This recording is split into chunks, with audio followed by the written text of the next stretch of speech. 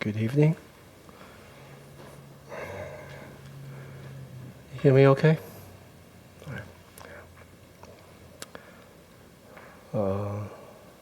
Everyone's doing all right?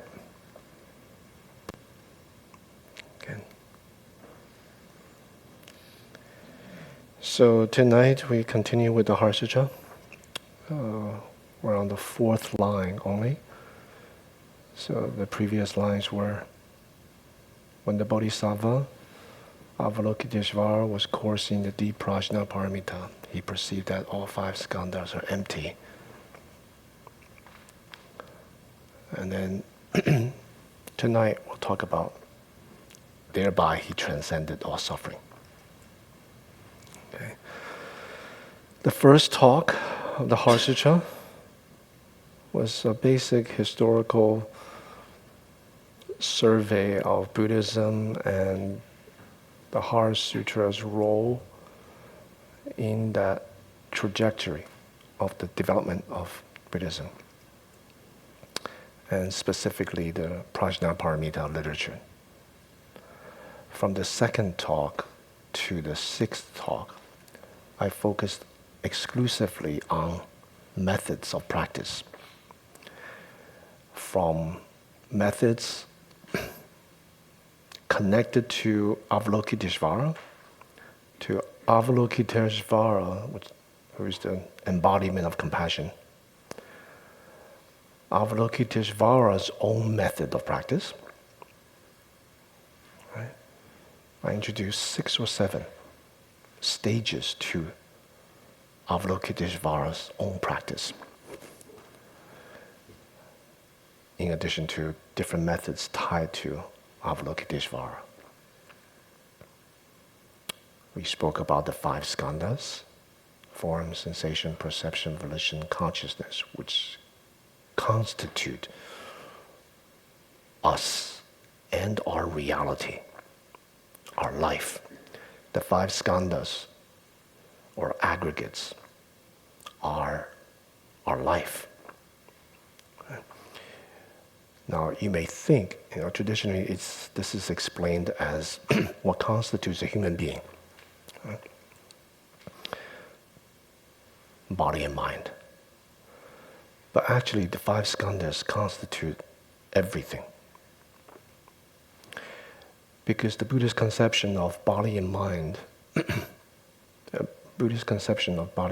us, is not limited to this shell. The 5 skandhas includes a tripartite process of psychosomatic moment-to-moment events, in which the 6 sense organs contacting the 6 sense object, which is already outside us, for lack of a better term, giving rise to 6 cognitive, momentary experiences. So the Buddhist understanding of who we are, it's not the Cartesian notion of body and mind here. It's actually psychosomatic, socially constructed. For that reason, the 5 skandhas are everything. Right? This is what's called the 18 realms. 6 sense organs, 6 sense object, giving rise to sensation, perception, volition. Right? So it is everything. It is our life, inescapably.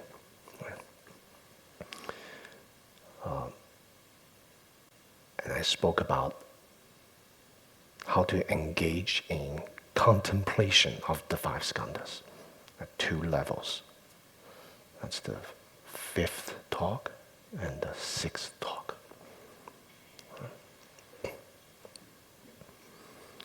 2 different levels of it. How many of you have been following this series of talks on the Heart Sutra? Please raise your hand. Okay. Maybe only half. So they're all available on YouTube. How many of you cannot hear me?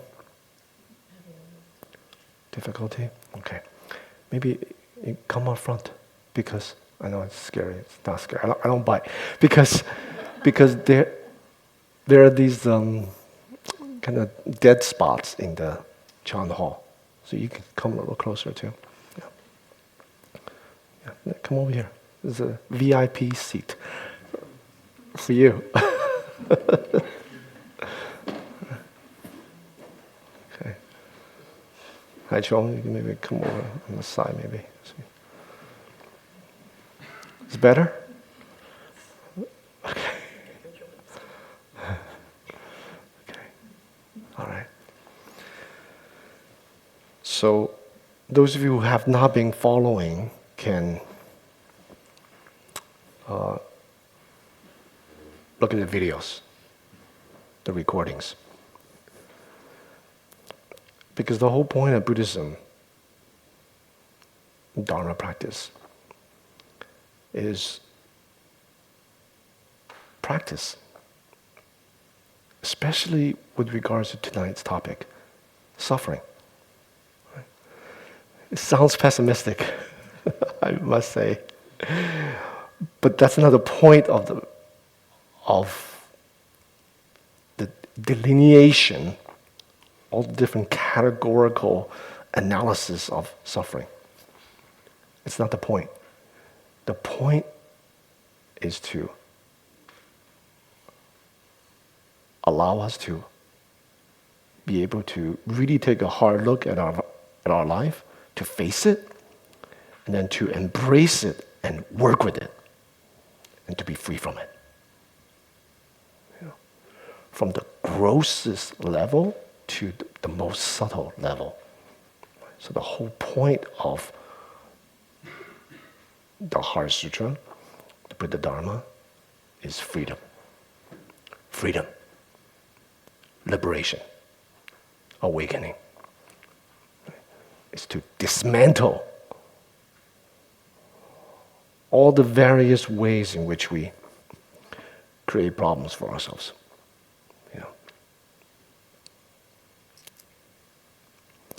On an individual level, on a social level, family, friends, on a national level, between nation states.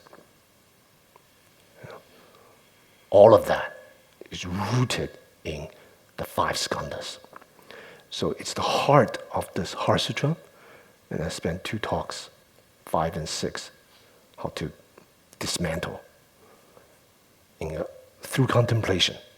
Right? So it's something you have to really slow down the process and listen and practice it. Experiment yourself. And tonight's topic is that last line, thereby transcending all suffering. From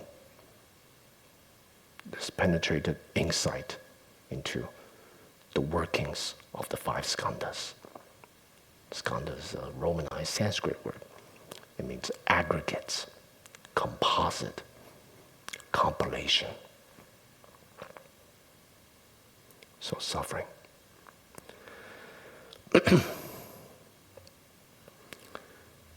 Buddhism has many different ways of talking about suffering, because the whole emergence of Buddhism, Shakyamuni Buddha, 2,500 years ago, why he left behind his privileged, princely life, was to find a solution to suffering. Right? So there's a lot of materials on suffering,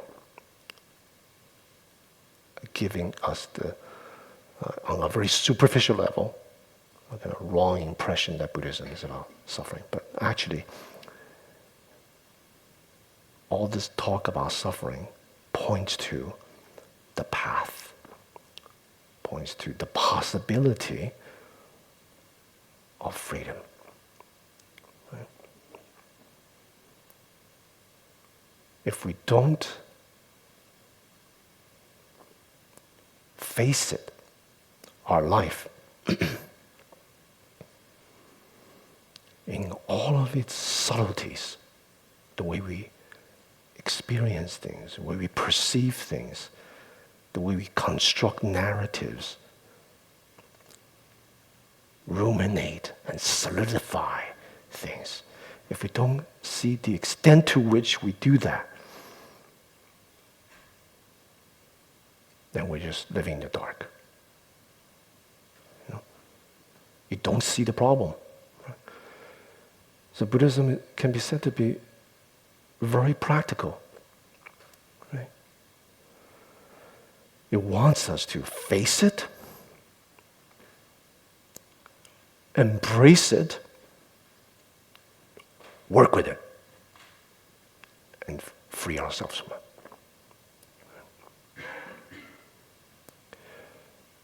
Perhaps the easiest way when Buddha Dharma talk about suffering is what is called the 3 types of suffering. There's a 3 types, there's a 5 type, there's 8 types, there's also 4 types.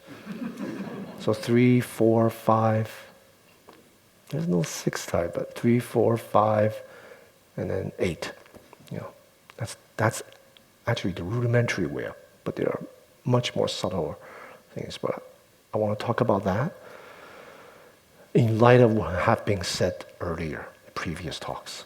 Okay, so the previous talks is the kind of the main punchline for the rest of the Heart Sutra scripture. Right? It's a very short 1 page. The rest of the Heart Sutra, it's embodied in the first 4 lines that I recited to you. So the 3 types of suffering. First is suffering of suffering.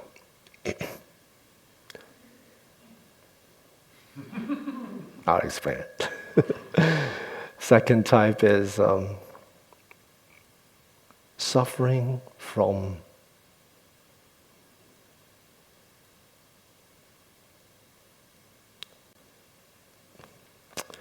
various ways to translate it. Suffering from impermanence.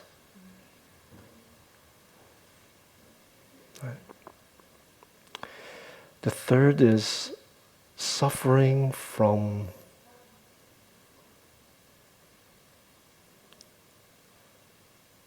things coming to an end.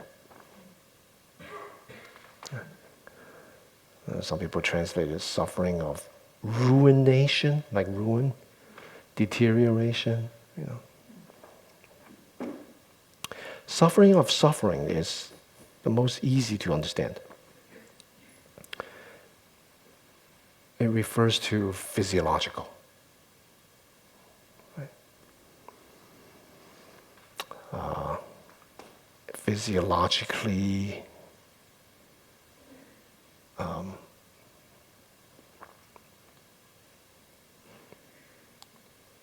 I don't want to say inspired, but it comes from physical conditioning of suffering. Right? Like birth, aging, sickness, and death.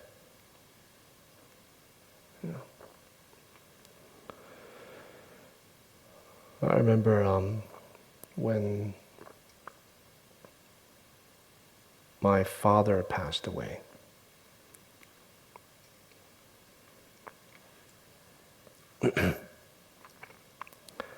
My daughter was born right before that. So this juxtaposition, my younger daughter, this birth, suddenly everyone's very happy. Congratulations. Birth. And then my father died soon after. But both were very fresh in my mind. Sudden, 2 big events in my life, You may think, birth, what's so suffering about birth?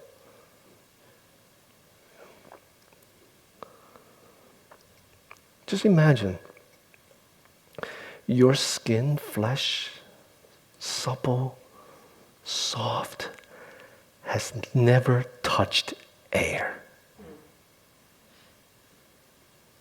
It's like open wound.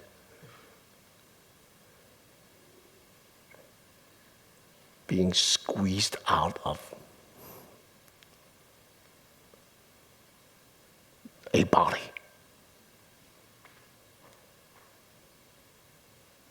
How many of you have seen that? Yeah. Sometimes the head, the bone is soft. The skull, it's like shaped like, it's like a cone head. Like Saturday Night Live, kind of like, Dan Aykroyd, not that much cone head, but it's like, and then slowly,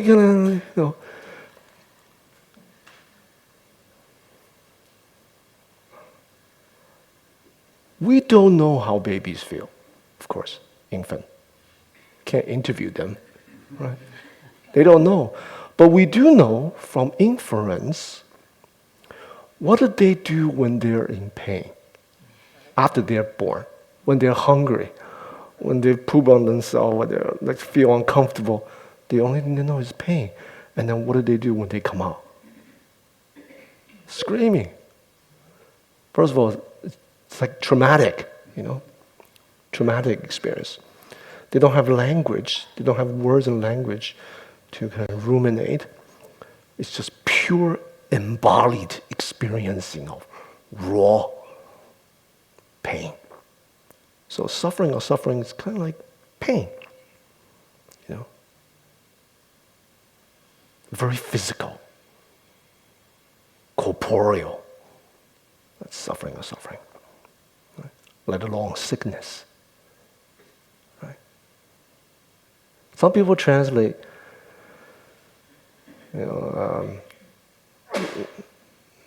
it's usually birth, old age, sickness, and death. It's kind of a strange order, isn't it? If you think about it, it should be birth, sickness, and old age. And then getting old, and then death right before. But actually, it really should be translated as just aging. It's not really old age. It's just aging. So one day less to your lifespan. And then tomorrow, another day less. Kind of like this, going to the eventual, it seemed to be a finality, although Buddhism will say that there's no finality to that. There's continuity. Even after that. What continues? This mental continuum. All the karmic impressions propels you into the next 5 skandhas. Right? You do this over again. Aging. Having a body itself. Right? And sickness. A very close student of mine is currently in TMH. Is up there in his age. And he fell down. Fred. And extreme pain. He fractured the hip. Very painful. Even with pain medications.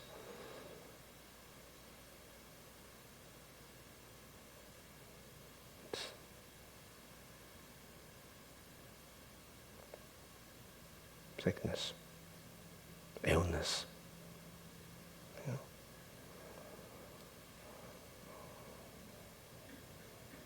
many students I have. Being one of my teachers, one of his youngest students. I met him when I was quite young. So most of his students are older than me.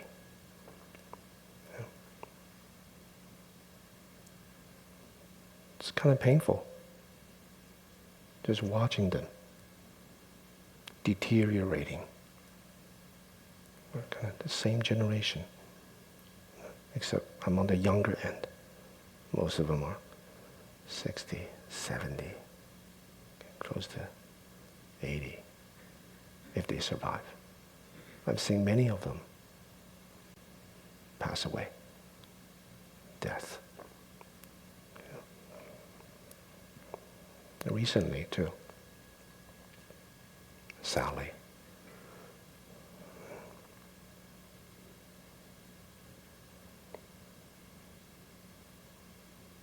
So suffering.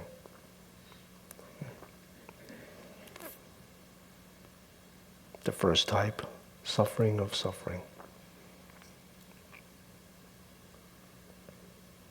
From which comes 4 types: birth, aging, sickness, death.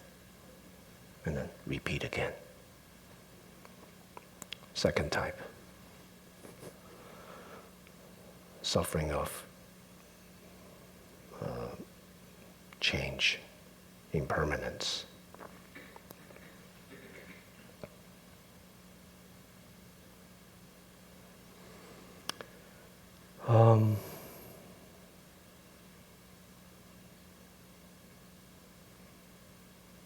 This refers to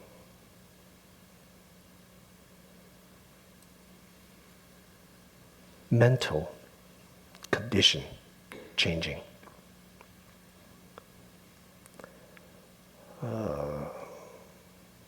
You could say suffering impermanence also infuse suffering of suffering. Birth, old age, sickness and death. But this particular one deals with mental states.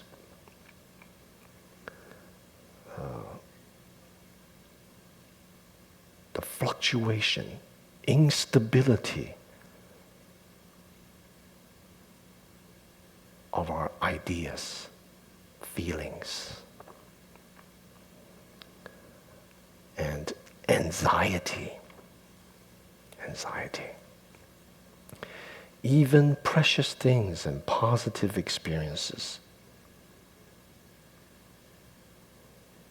embedded in them is fear of losing them while we're experiencing.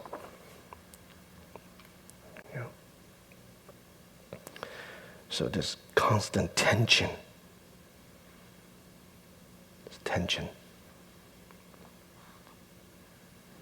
of having,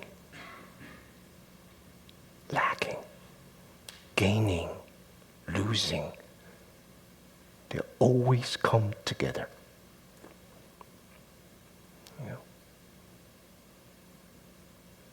Favorable conditions, unfavorable lurking behind it.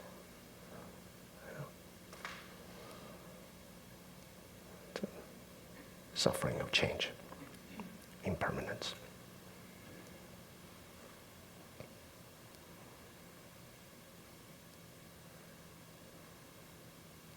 The ways in which we get ourselves in trouble. The fluctuating change of our opinions and views.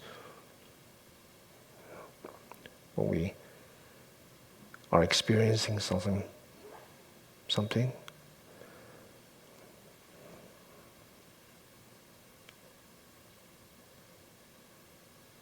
maybe it's a good thing. Like on the way here, I was talking with a student. She's going to get on the plane in a couple of days. No, not a couple of days. Tomorrow. Right? It's good. It's going to see family and all that, but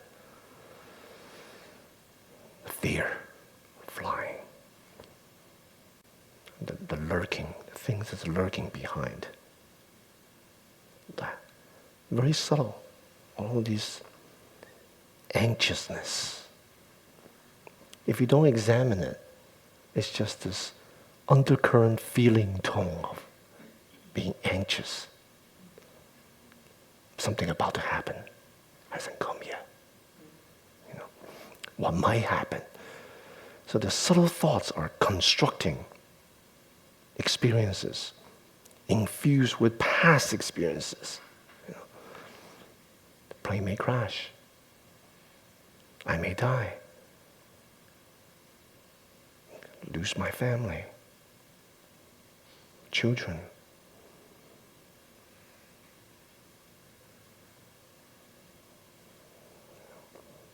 What if this happened? What if that happened? No. Even though going back home is good, right? Being away for a while, going back to your comfort zone. Right? Right. Buying a new house. It's a beautiful house, buying a new house. But what comes with it? Mortgage, plumbing, electrical work, all the work that needs to be done. You know, it's like this fluctuation between pleasant, unpleasant, happiness, anxiety, building.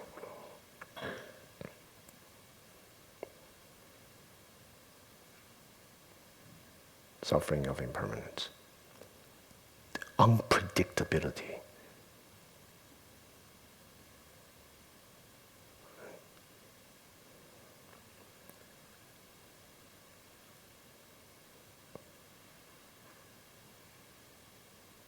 Instability. Our comfort zone.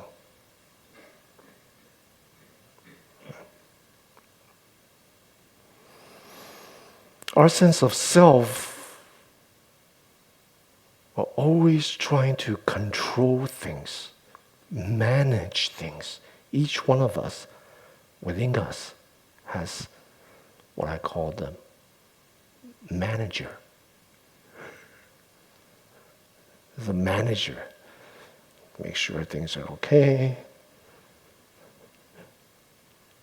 Everything's going according to plan. Another one is the narrator.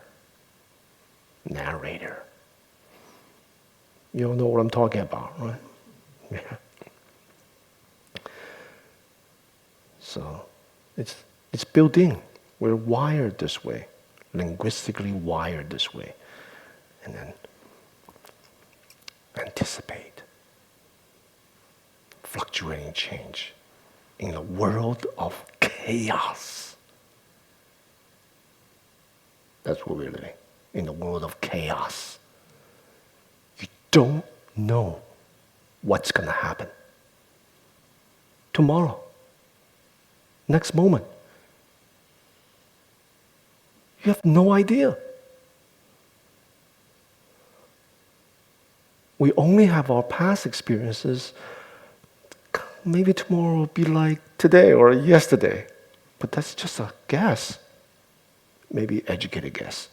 But no idea. No idea what's going to happen. And the thing is, we know that. Deep down. We all know that. We may not want to face it, acknowledge it, but we know that. And that's lurking behind.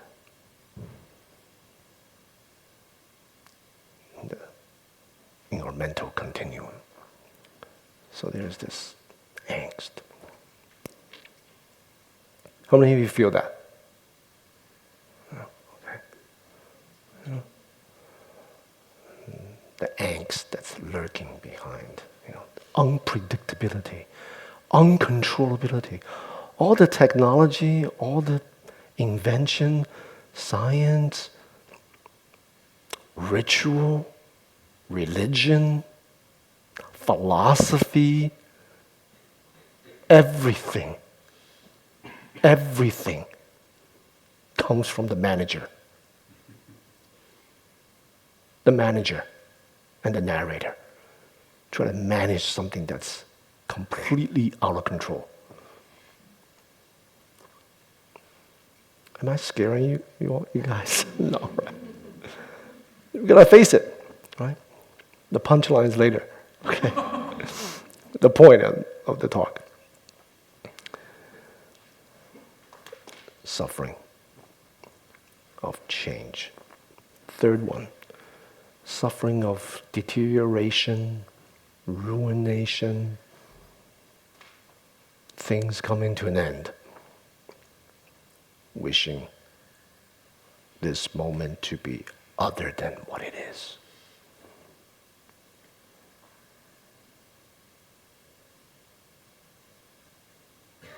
From that comes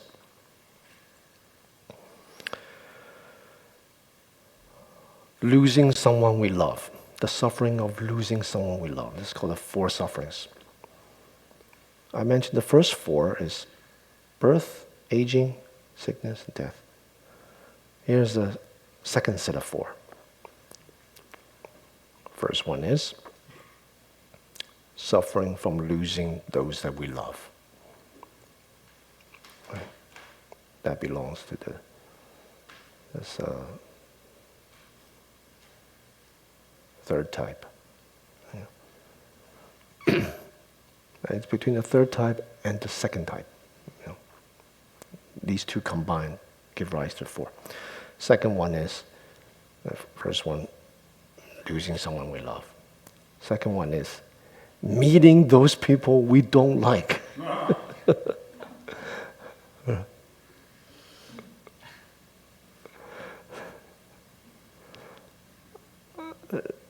Not agreeable. Tension. And yet, we're stuck.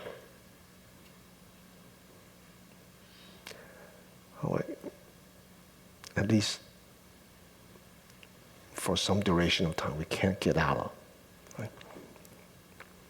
Third, suffering from not able to obtain what you seek, what you wish for. A sense of longing.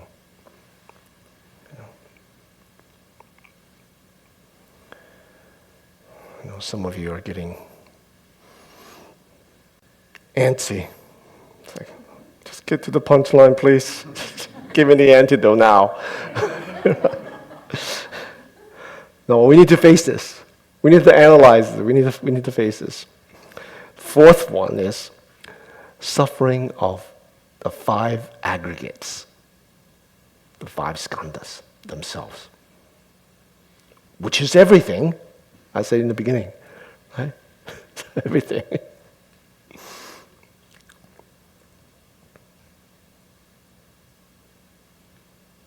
Things coming to an end. People you love. Sooner or later, if it's not they leave you or you leave them.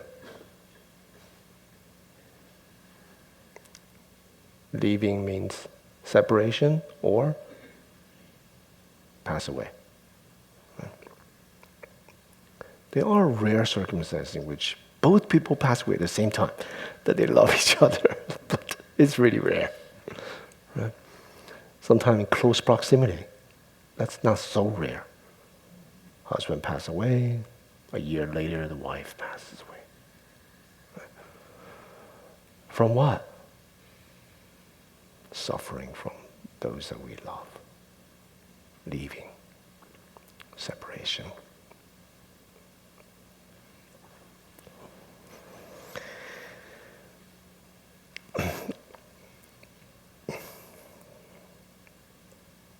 And not only human beings experience this. Animals. Animals. How many of you have pets? Well, I should qualify this, because cats don't really care. Dogs. How many of you have dogs? Right? Cats care. I'm just joking. Cats care. I love cats. On their own terms, okay? I should say cats. Like, when they want to play with you, yeah, where are you? You know? But dog is always happy, you know, suffering. But other invisible realm beings, kinnaras. Kinnaras is one of the eight kind of beings in Dharma protector. They're so in love with each other, you know, the male, female. They can't be separated. They are bonded by love. Even when they're separated across from the river, they long for the other. You know? Such suffering, and they're so happy together. You know? Sounds nice, doesn't it? But when they separate, oh, so painful. So painful. Kinnara is a kind of a divine being.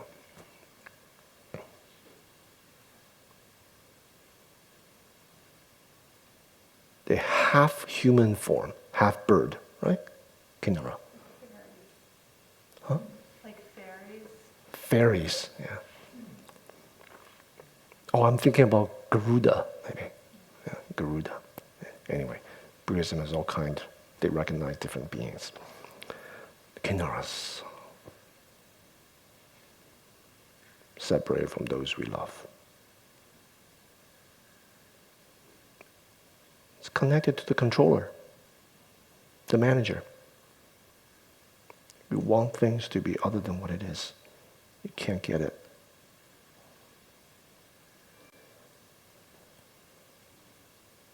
Then you suffer. Right?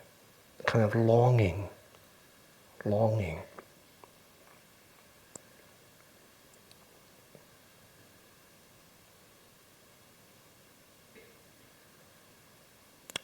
Another type is meeting those that just get under our skin. Get under our skin. You know? How many of you have those in your life? Yeah. Right? Just,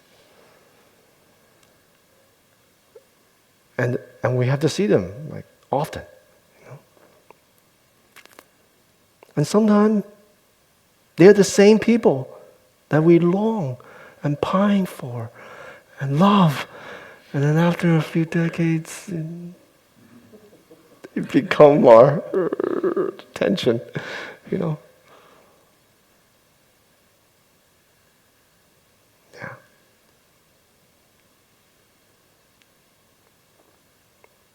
So we all have experience in that. When I was in a monastery, you know, growing up, yeah, fight, little kids fight each other and so on. And I was really into music and we got into different scenes and so on. But it's not really. You always had a reason if you don't get along with someone, you know. I never really met someone that just don't like me. No reason, they just don't like you. You know? Until after I left the monastery, you know, for the first time, you know, this idea of meeting those people who despise you or you despise them, you know, this idea came alive. It's like, wow, I actually met people, you know, who just dislike me. You know? And during that time, during the first year after I left monasticism, during that first year, I experienced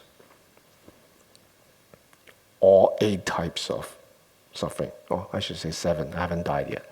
So 7. intense,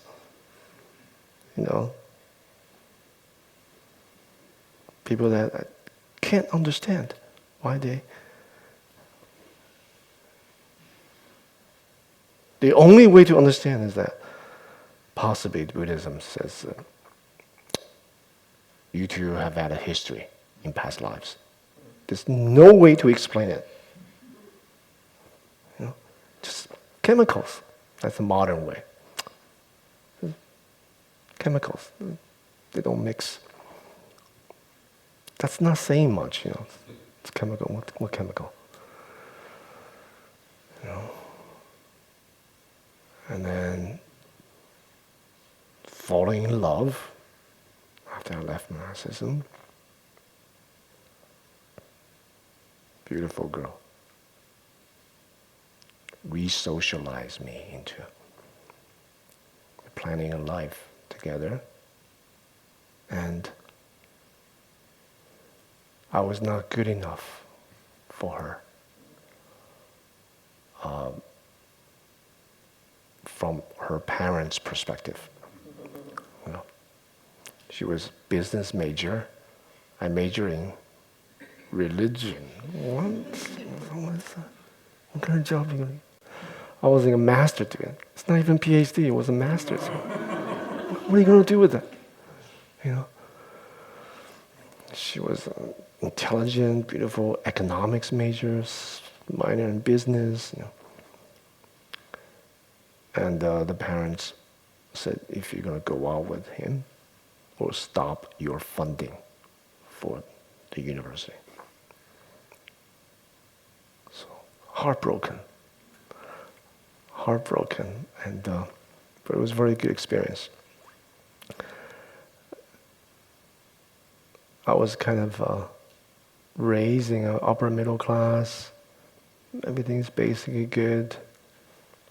Got into a lot of fights, trouble, but basically, And then in the monastery, I was sheltered, protected by my teacher, reared. I was his personal attendant. And then for the first time, I experienced the intensity of these, like my emotions. Never experienced things like that. That's pretty late. I went to grad school when I was 30. I left monasticism when I was 30. So imagine 30, kind of basically good life, that intensity, which is like a traumatic,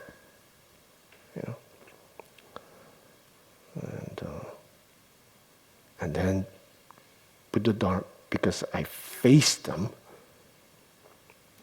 not voluntarily, I tell you that. I faced them. I accepted them, and I really work with them with my practice. That's the punchline later I'll talk about, And then able to come out of it. Because if we don't have a practice, all we're left with is just suffering.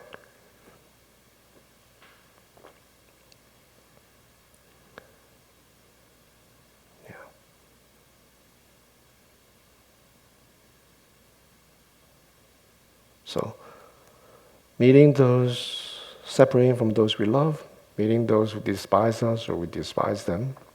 What's the third one? Suffering from seeking things you can't get. Yeah. The kind of intense longing, seeking, wishing things were different.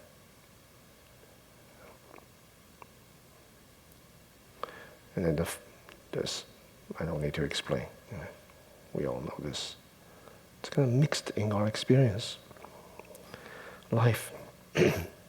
And the fourth one, 5 skandhas, which I explained already. Previous talks, what the 5 skandhas are. Together, they're called the 8 sufferings. Simplified, they're called the 3 types of suffering. Okay? Sometimes Buddhism talk about 4 kinds of suffering, in which just birth, aging, sickness, and death. I should say something a little more about the 5 skandhas. The 5 skandhas, us ordinary people, we experience them, this is all that we've ever known.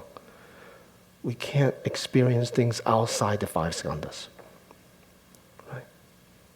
The basic tools through which we experience things is eyes, ear, nose, tongue, body, mind.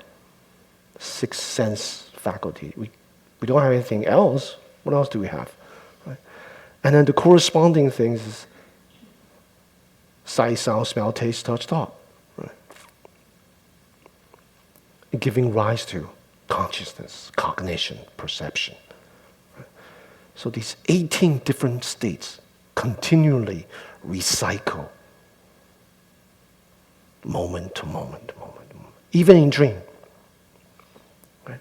We can dream of being chased by some monster and actually have perspiration, physiological response of sweat, and everything's real. Right?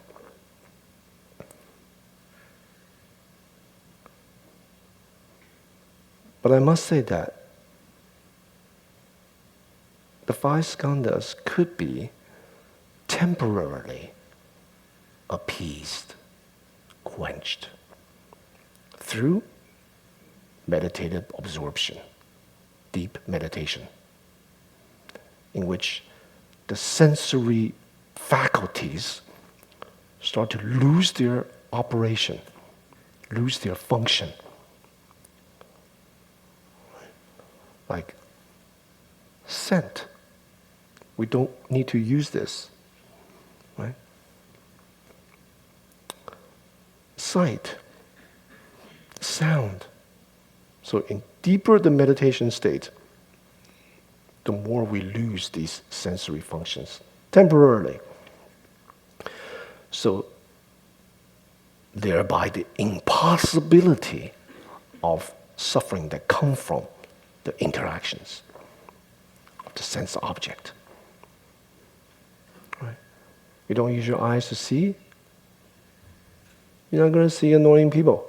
Right? Right? You don't smell your favorite food, you don't give rise to craving. Or something not so pleasant smelling. So these sensory contacts will diminish. The higher up they diminish, and the higher up we're in the meditative states. But they always come back. They always come back when we're not in meditation states. So it's temporary fix. So out of what is 3 types of suffering, 4 types, 8 types, there is another way. There is another way. And that is through practice. Through practice. And that is the preciousness of the teachings. Buddha Dharma. That's why it's called the 3 jewels. The Buddha who discovered and gave teachings, the Dharma, and the congregation of practitioners that continue this. The 3 jewels continue this tradition. Only through practice. And the process is facing, embracing, working through, and letting go. Right? These 4 stages, they're not necessarily linear, they're reciprocal. The more we face, the more we discover. The more we discover, the more we can embrace. The more we embrace, we discover more things. And then we work through them. Right? Because the whole emergence of the Buddhist teachings is aimed for addressing multiple types of suffering. So it's not something to think through only. It's like when we're hungry, we have to eat the food. We have to embody it. Right? So the teaching is meant to be used. Its efficacy comes from using it, using the teachings in our lives. Right? So when we examine deeply, what we discover is that in the center of all of our experiences, whether suffering or pleasant, right?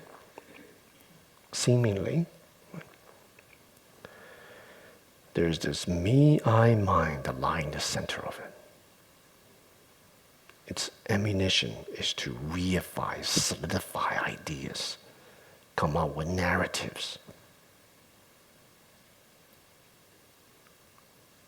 protected by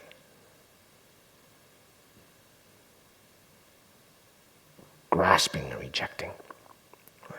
Gaining and losing, having and lacking. That's the way we orient, we think, we experience the world. And Buddha Dharma teaches us to examine that process, the constructedness of this, and learning to dismantle it. To face it. Even the simplest methods in the Buddhist teaching, meditation on the breath. Meditation on the breath seems pretty simple. All of you have been exposed to that method. If we really use it,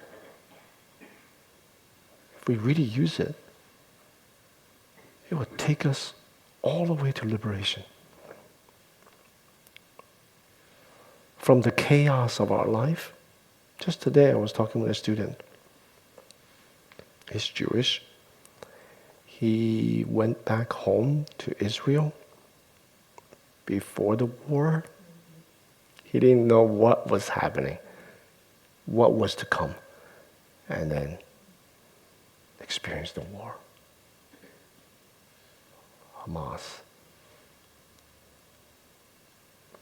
Thankfully, his family is safe. They're doing the first attack,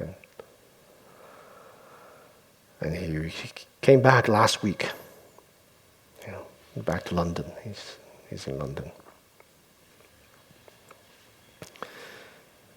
I talk about comfort zone. Right? In those junctures of life in which we're thrown out of our comfort zone, things we're familiar with, people that we know, things that the manager in us can manage, we're not threatened. We feel everything's at peace. We have this illusion of permanence, illusion of stability, security. When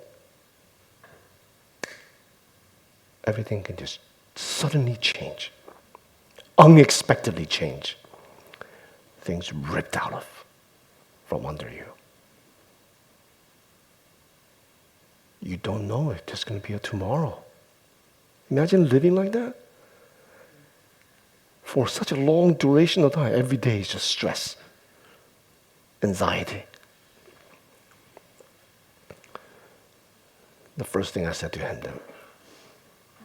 today on Zoom was, there's something constant within you. I said, what? He's been studying Dharma for years. Constant, everything's impermanent. I said, there's something constant within you that you can rely on, that you can trust, and it's always there for you, always supports you.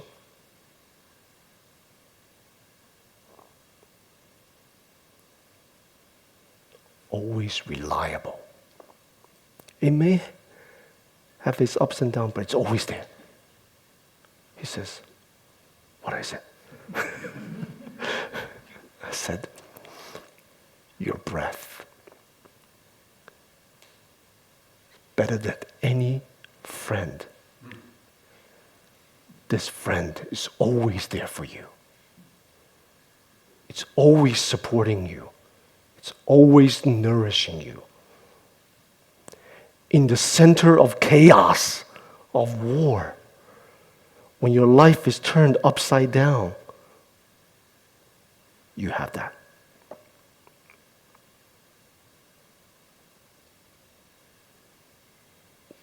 That's a sanctuary. And I joked with him.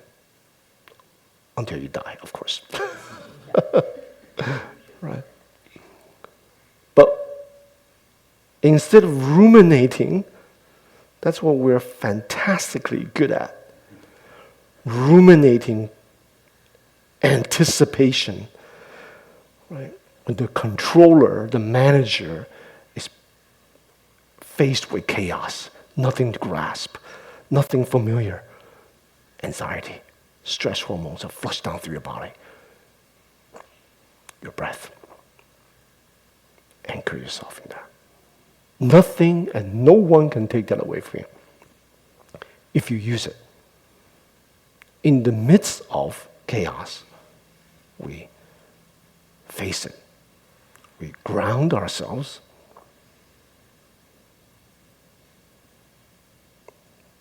Right? We find the peace, the sanctuary. Breath. In and out. Always reliable, always there.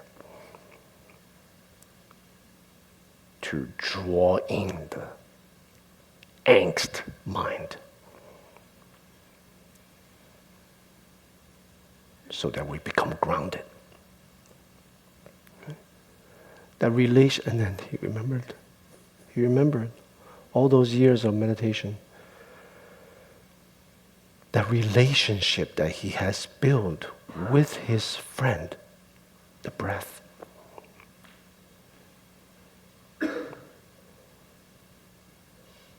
He was able to find peace, center himself, As an idea, totally useless. Yes, I know my breath is always there. It is always there.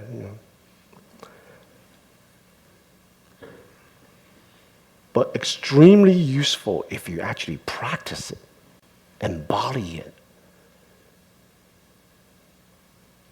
If you have years of embodied experiencing of working with your breath and learning to calm. Despite everything, even the chaos of your own mind, your breath is always there for you, supporting you, nourishing you, loving you. Practicing that way, that relationship that we build with ourselves, you'll find peace. This is a very rudimentary level. And through working with the breath, embodied experience in the breath, you will know exactly the relationship between your breath and your mind and the tension of your body. This tripartite relationship between body, breath, and mind. If your mind is a certain way, your breath will reflect that. Your body will experience that. When your body is faced with threat and tension, your breath will reflect that. Your mind will respond to that. That means if you want your mind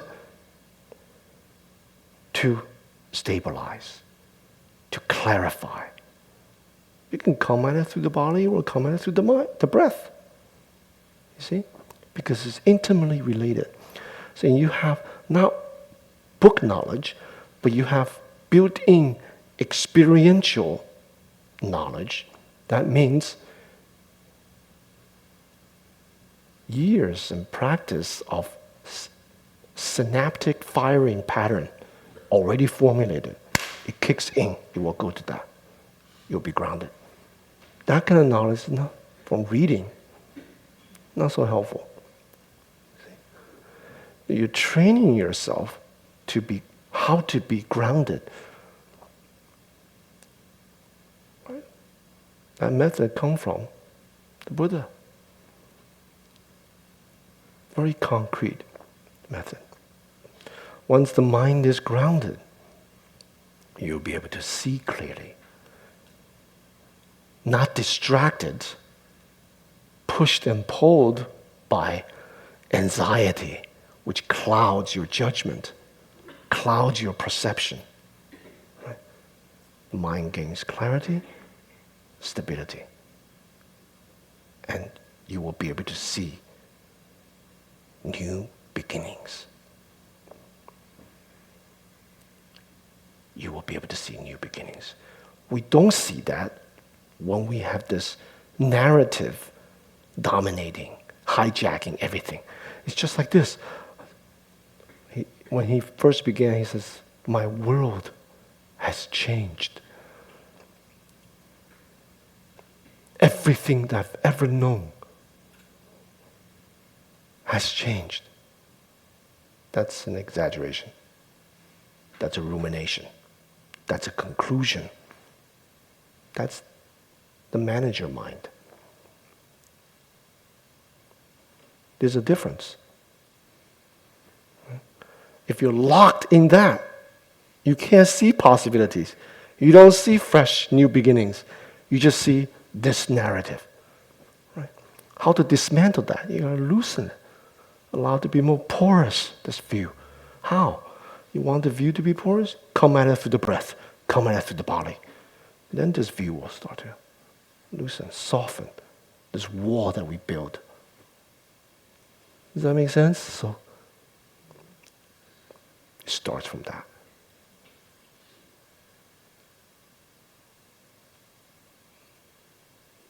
That's just the simplest method in Buddhism, the breath. That's the efficacy, and that's the possibility. From working with the breath, you'll be able to bring yourself out of suffering. Whether it is suffering of suffering, suffering of change, breath, reliable, always there. You're always grounded. Suffering of destruction, things coming to an end. Your ideas, your identity, your world, so-called world. Or the 8 sufferings. All of that will bring you out. So only through embodied experiencing of the path of practice, we can actually do something about our predicament. We can actually proactively transform, cultivate the necessary skills set to face the challenges of life.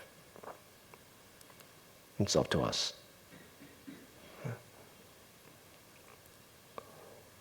So something as simple as the breath method, let alone the previous talks that I've been talking about, the different type of contemplations. Right? Gotta look at that recording. Right? Systematically. Right? So,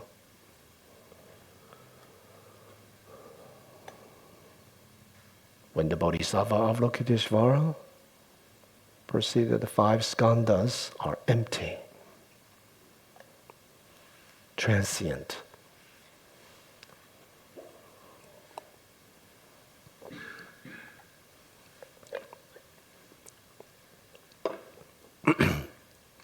self-created constructs, he transcended suffering. So these are not abstract ideas. First step, we got to know what the 5 skandhas are and learn to be consciously embodying the 5 skandhas. five skandhas, knowing how things work, form, body, right? Which is at least four things: earth, water, fire, wind. Solidity, fluidity, heat, and breath. Understand how these four elements actually operate, meeting different circumstances of life, different scenarios. How these four things are balancing or unbalancing itself, right? You know how to deal with it. Like runny nose, water element dominating. So what do? Heat. Raise the heat. Yeah. Eating salads all the time. Cold. So you gotta eat fried stuff. Balance. Pizza. Right? Sounds funny. All kinds of food that we eat, everything, has a particular quality about them. They either raise heat, not temperature heat, just heat element, or they tend to be humid, cold. Right? That's just food. Everything else, the air that you breathe, how you're exposed to it. So the four elements are continually operating. Right? Learn to identify the five skandhas form, and then sensation, identify how that operates in relation to six sense organs, six sense object, sensations, of which there are three: pleasant, unpleasant, neutral, and the whole gray scale of all of that. Right? Perception, constructs, ruminations, the overlay that we place over whatever we experience. A storyline. This is a good person, that person, gain, loss, having, lacking, wanting, needing. Right? And actions based on that. First thing. And tonight, look at the video about the contemplations. And then tonight we talked about suffering. You have to identify it. Learn to identify suffering. Then you know how to work with it. What about the pleasant things in life? Yeah. What about love? Yeah. Buddhism doesn't deny that. But when the moment when love turns to possession, self-referentiality, then the line is crossed. Whereas love expands to all beings, non-self-referential, right? A kind of offering, without expectation of reward, recognition, payback. The love becomes compassion. So, working and understanding the junctures of life and where suffering turns.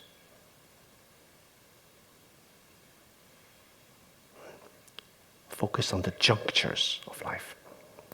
Junctures could be six sense organs contacting six sense objects, that juncture. Or junctures in which turning points in your life. Right? That's where. Pay particular attention to that, to the junctures. That's when practice can happen. Right? Or meeting points between friends and so on. So all the happy moments in life, happy. The pleasurable, the loving. We don't seek out suffering. We understand them, and we through these occasions, discover patterns of suffering that we create for ourselves in the midst of that. Right? The happy times, when things go smooth. The junctures. Pay attention to the crossroads, the junctures. When we're among friends, when we're supported, when we feel loved. Right? The moment that transitions to possessiveness, self-referentiality, identify it. And then face it, right? And then embrace it, understanding this is what I'm working with. And then work with them, and then transform them. Free yourself from them. The moment the managerial mind or the narrative mind start to kick in, creating stories, you see that. Right? Reifying, solidifying some ideas. You see that, and you begin to change junctures. Right? Does that make sense? That is the preciousness of Buddha Dharma. Its usefulness comes from in the midst of using it. It's not book knowledge at all. Embodied experiencing. And we live much happier. Happier. That happiness doesn't come from temporary, pleasurable things necessarily. The happiness comes from being free from afflictions inside. Suffering and the causes of suffering. That kind of happiness. Thorough. Right. So, okay. Any questions for tonight?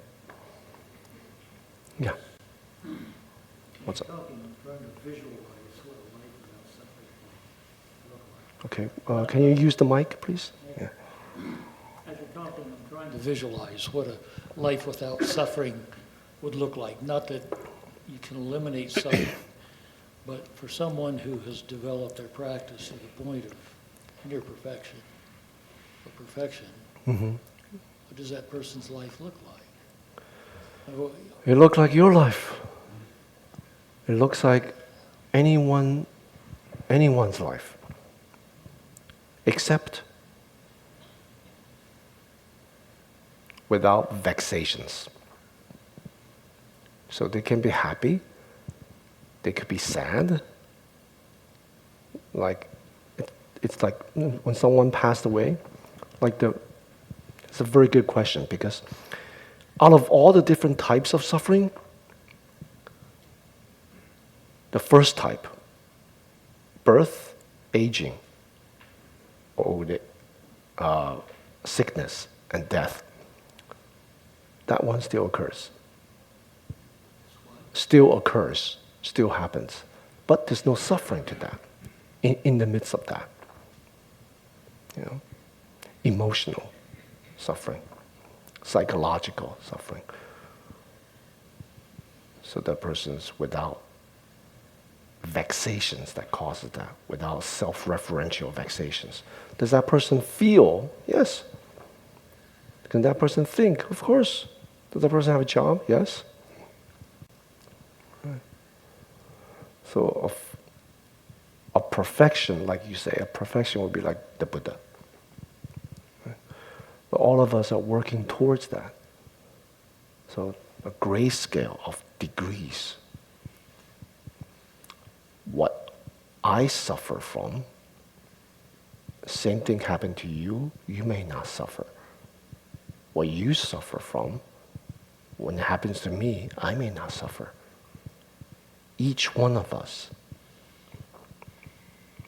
have created a tailor-made package of suffering based on our past experiences, our baggage of karmic seeds, karmic tendencies and habitual tendencies. Right?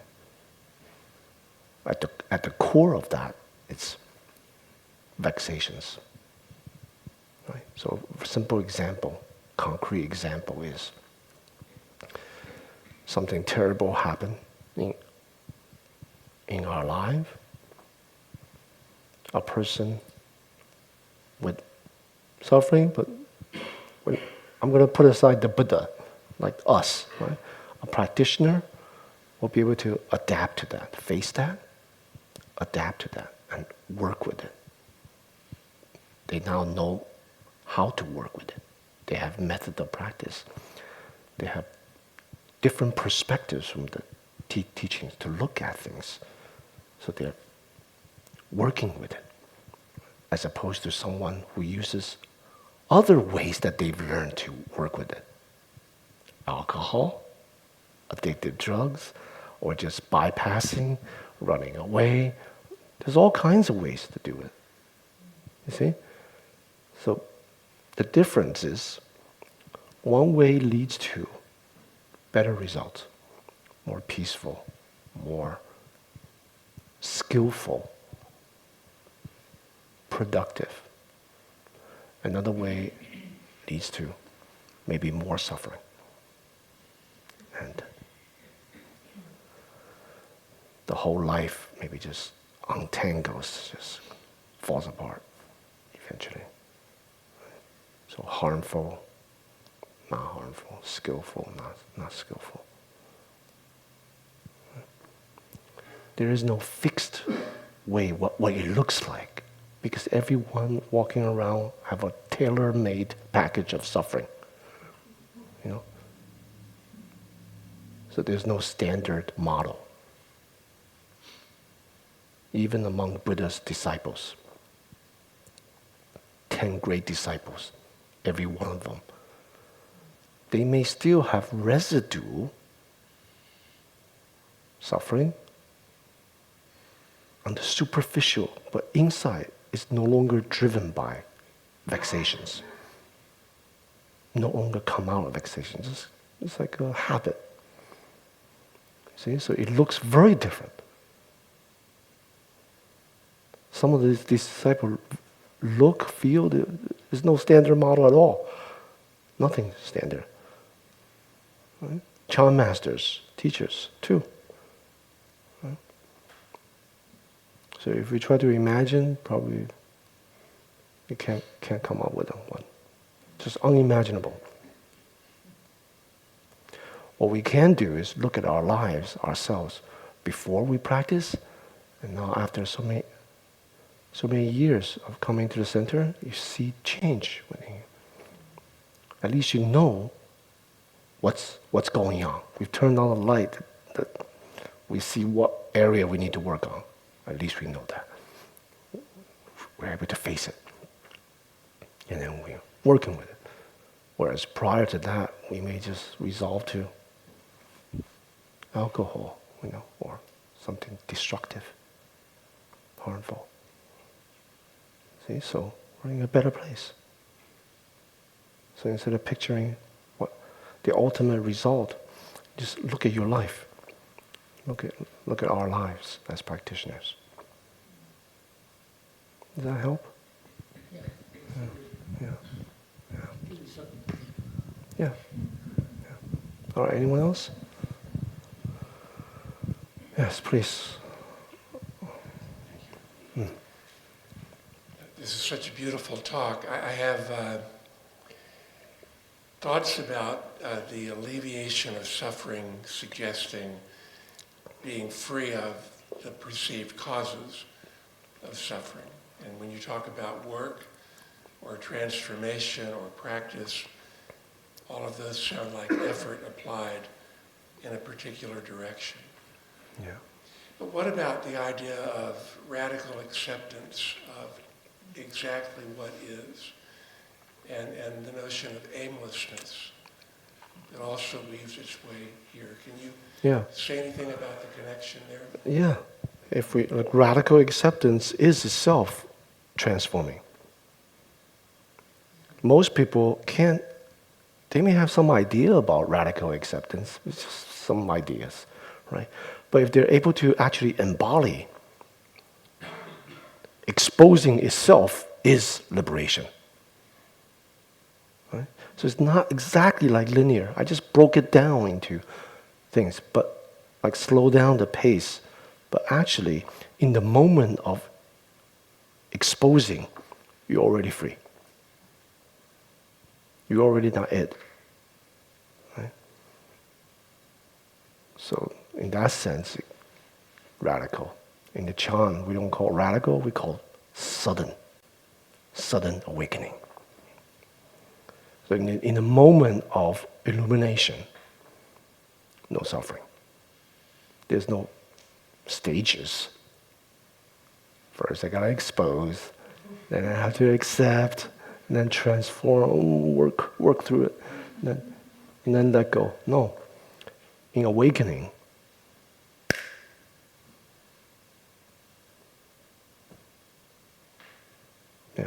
already free. Already free. Yeah. The problem is when it becomes an idea, and then people try to live that idea, but they're obviously not free, then it leads to suppression, bypassing, running away, not solving problems, because they do feel angst, right? So it's more like they're talking to themselves, like, I'm doing radical, I'm just going to accept it. Just going to accept it. That's it, I'm just going to accept it. I don't know what they're going to do after they accept it, but it's, if a person truly accepts it, they're already free from it. See, so the difference is night and day. Yeah. That's why we need stages. That's why we need stages. That's why I unpack it to expose it. Because sometimes that sudden illumination, they may have had genuine illuminations, but the self-referencing comes back. So they're left in this dissonance between their experience and now they're back to daily life and all the different things. And they're trying to go back to it, you can't go back. And they've never learned methods, right? So they're left with some experience and no ladder, like nothing, except just more words to read. And it becomes, that experience become a reified thing through which they filter to measure other experiences, and they always fall short. So we need methods of practice. Methods of practice, and the Chan view is, we practice hard, we always practice, but with the correct view that we're already free. Yeah? So it's not practice to get this, practice to control better, to manage better. Oh, I'm on the third stage now. Now I need to, do this and that. Not doing that. Already free, yet we expose. And we, the difficulties open, accept. And then if we still feel uneasy, difficult, struggle, longing, chaos, come back to the friend, the breath. My friend is always, this is the refuge.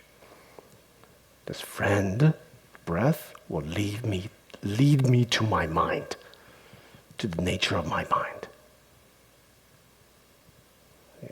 Another method I teach is embodied experiencing progressive relaxation.